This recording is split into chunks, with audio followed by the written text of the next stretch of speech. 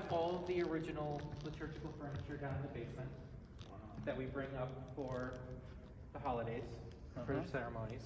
So we host Rosh Hashanah and Yom Kippur, and then we still do consecration and confirmation throughout the year. So what happened throughout 2014 and 2015 during the renovation was dramatic. So first and foremost, they cleaned everything. I've been talking to, I love hearing your stories, and so I've been hearing stories from congregants for the last 6 years, since the building opened. I've met congregants who had no idea that there were engravings in this balcony because they never saw them. From the layers of schmutz and crap from the air, right? Because Cleveland was an industrial city, right? There used to be a coal chute on the other end of the building where the coal went down to the boiler. So first and foremost, the entire building was cleaned to the brick to get it to this color. The congregants who I met had no idea that it was this color, that it was this light in color. Beautiful. And so a couple of the major things. One is, the stage, what we're standing on now, This stage comes up from where we're standing. All of the wood on the floor comes up to stage height. We're actually hosting a lecture tomorrow, so all of this seating goes in to host this lecture.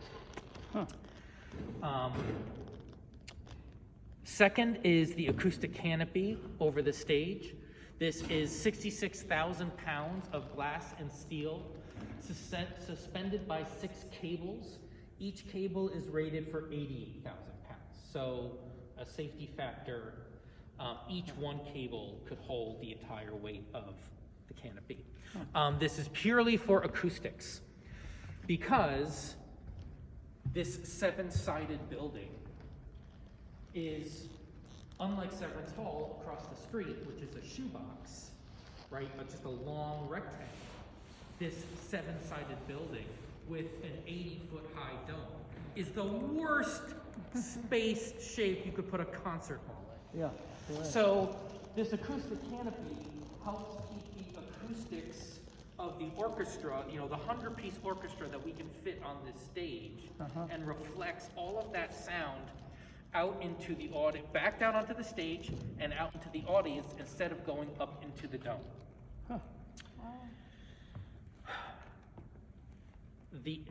The most amazing part about the renovation, along from the architectural part of it, these side acoustic panels, the seating used to go all the way into the sides, when you were here, so they cut back on the seating. They put these acoustical panels in to help, again, create more of that shoebox shape, to reshape the sound. Those panels can actually flip. The other side is hardwood to, again, hardwood for concerts. Those panels in there are acoustical fabric for lectures, so we are adjustable depending on the type of event that we do, The most amazing part of the acoustics and what they did in this building is absolutely invisible. The brickwork that you see here, it's not stone, okay? This material that you've been looking at all of these years is something called acoustalith. It was a product of the 1920s. It is a poured concrete mixture that is incredibly porous. And so it absorbed sound. So every brick, every design piece that you see, every brick up into the Guastafino dome, style dome, is acoustalith. And what that meant was when Rabbi Silver was standing on stage, all, 8'10" of him, speaking with the voice of God without a microphone. And there were 2,000, his hair like this, and he was 10 feet tall. He was Paul Bunyan incarnate. And there were 2,000 people sitting in here. you could hear him like a pin drop. Yes. Yeah. Because all of that sound was being absorbed by the people sitting there and by the brickwork in the hall. It was designed specifically to do that, to absorb sound so you could hear him standing on stage. Right. Right. Huh.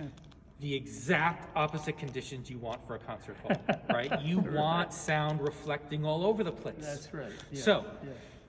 throughout the entire hall, every one of these bricks has at least 7 coats of a clear acoustic sealant on it to make that sound reflect. Yeah, to bounce it off. Yeah. Why 7? Because they put 1 coat on and it got sucked in by all the took 7 coats. Yeah. All along the bottom underneath the balcony, they had to come back in and put another 4 coats on.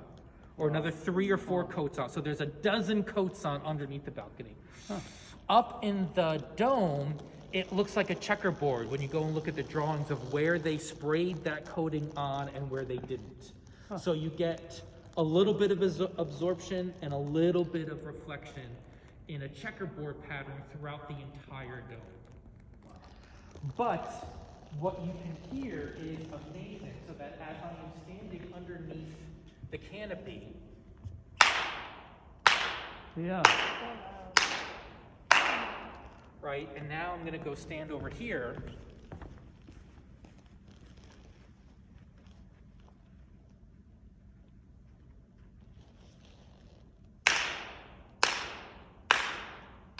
Yeah. Right, that echo of my clapping is because the sound is going up into the dome, right? Can I And sing that, a couple notes? absolutely. This is what I prayed for.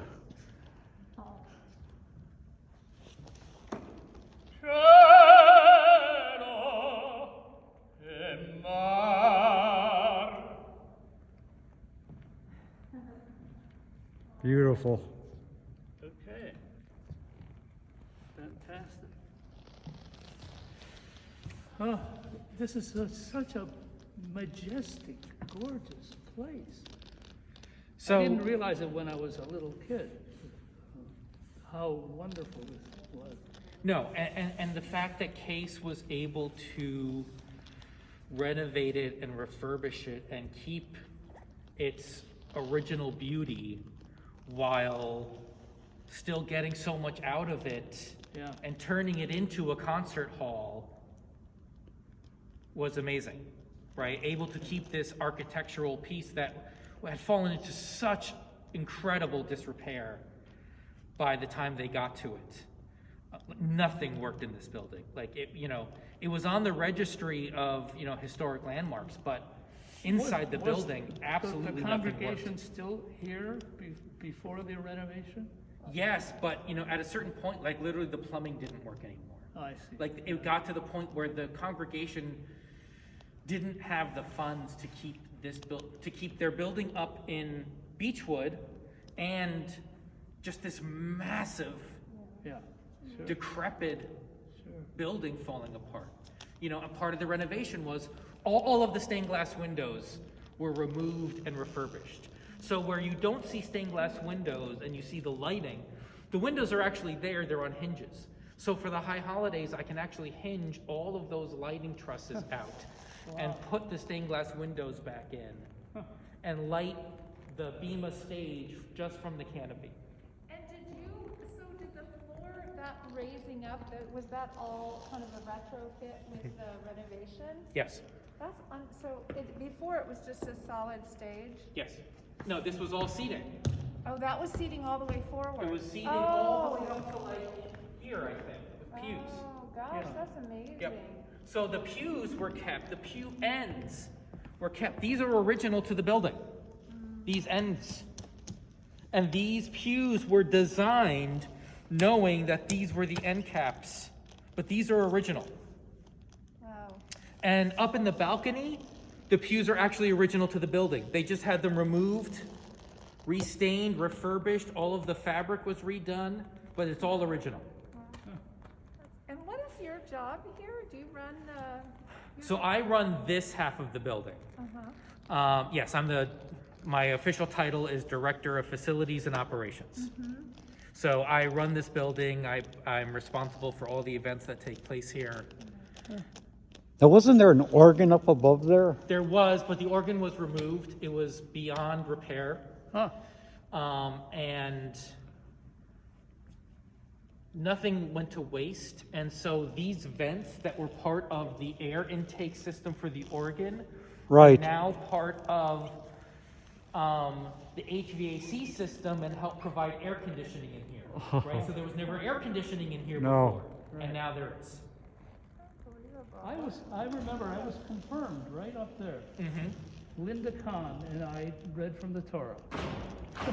Right? So the ark is still there Linda behind Kahn. those curtains. Yeah. Um, And the Ner Tamid is still there. Yeah. So is there's not a Torah still in the building, or is there? oh, sure. There is. They're all locked up. They're all still. How many years did the renovation take? About 16 or 18 months. Wow. It's a very, very short time. That's They a had lot of work. Very short window because the opening concert was set in stone. They had to be done by September 27th, 2015, because the Cleveland Orchestra was coming in for a concert called Violins of Hope. So it was all of these violins and violas and cello that were rescued, saved, discovered from the Holocaust, from people who were Beautiful. sent to the chambers who hid their instruments. Oh. And they were discovered and refurbished by this violin maker in Jerusalem or Tel Aviv, I think he's in. And so they went on this national tour and as an exhibit, and they were in Cleveland, and the Cleveland Orchestra and the entire string section was using these instruments for the opening concert Wow. to open this building. Wow. So because of that date and that concert, the construction had to be done. Now, the very next day after the concert, they finished all the things, it had to be camera ready, which is very different than Yeah. building ready. It was like the Ten Commandments. It was set in stone. Yeah. Yeah, right. Yes, very much so. The Cleveland Orchestra schedule is set 3 years in advance. So once that date was set, that was it. Wow. Can we see the choir loft? Absolutely. Come this way. So how did they even get their scaffolding? So there are pictures where there is scaffolding. They scaffolded half the building while they dug the hole for where the stage, because this part of the stage is all mechanical. We press a button and it raises up on lifts. This part of the stage is manual. We have a crane, and by hand we wow. raise this up and put legs underneath it. Huh. So while there was scaffolding all on that side of the building, they dug a really big hole on this half. And then when they were done on this half, they put all the scaffolding on this side. Yeah. Or vice versa. I don't remember which, but it was half and then half. And yes, there were people here who went all the way up the scaffolding and took pictures and all that stuff, yes. Jeez, what a job. 80 feet all the way up to the top. And did you oversee that? Were you? part of No, that oh time? gosh, no. No, I started here a week before the opening concert. Huh. Okay. That's the other way I found it. Quiet.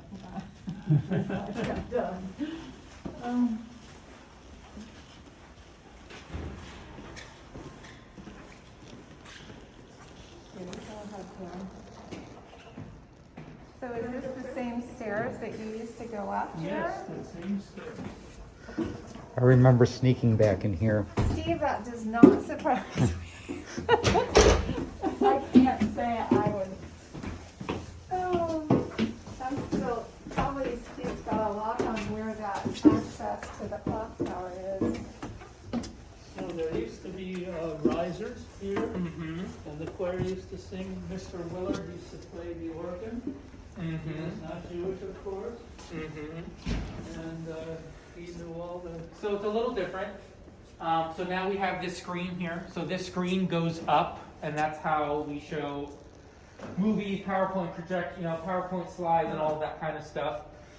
This used to be open. These black panels used to be open air, and that's how they heard your voices. So what you see on the other side is like a black decorative grating, and there used to be like a piece of black scrim material. Yeah, right. Acoustically, these were boarded up to provide better acoustics for the concerts on stage. But these panels in here, where you can see all these microphone jacks, Yeah. we have the ability to put a choir back here and mic them as necessary Uh-huh. if the temple ever wanted to do that. For the holidays now, we seat everybody down on the floor, and they like it much better. Beautiful space, so this, There used to be a paid professional choir of maybe 20 people. And good teachers from Baldwin Wallace, Melvin Hakola, Ilona Strasser, who had a wonderful mezzo voice, and they were singing. Can I see that office? So all of that is now mechanical space. Oh, okay. So it was all, Can I again, as part of the renovation. What temple, is it the same temple that comes in for the holy days? Yes. Okay.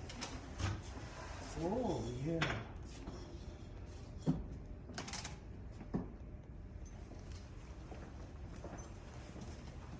So we have an electrical room,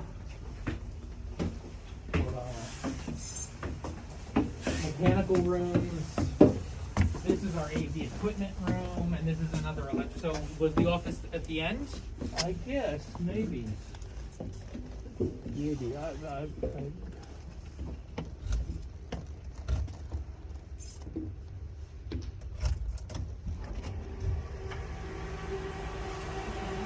Well, yeah, this probably was here.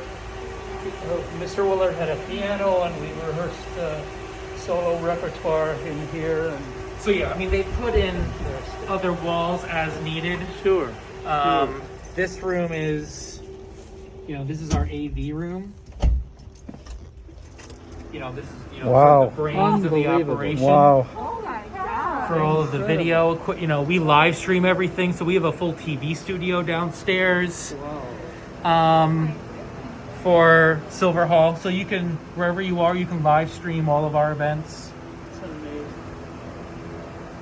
so do you know how all that stuff works? Is that part of what you have to, or is there somebody else who's like the AV director and does all that? I have to know sort of the basics, and I have to know who to hire to run it. Right, right.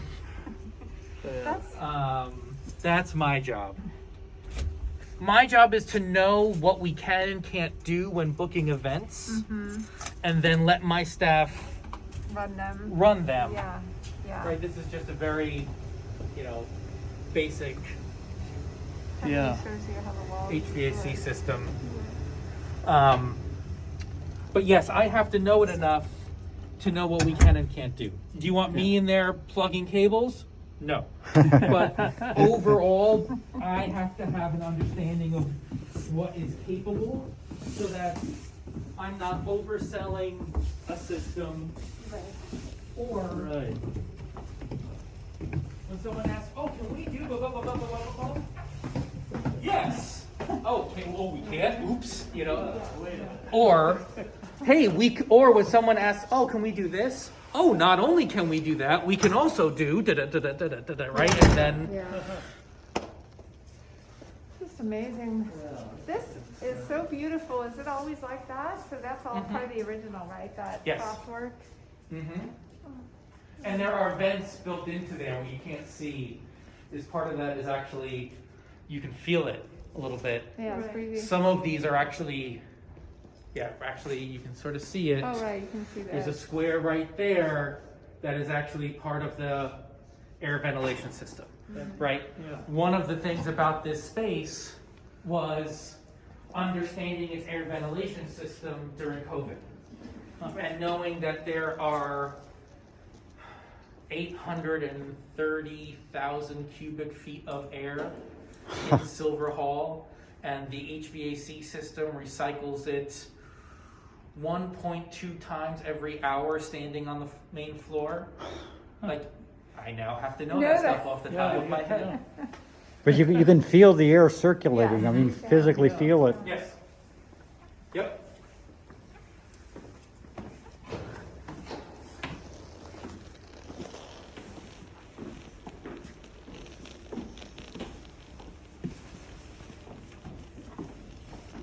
Hold on, Jer. I went to Sunday school, religious school on Saturday. And one Now Aunt Joyce has me panicky about him falling down the stairs.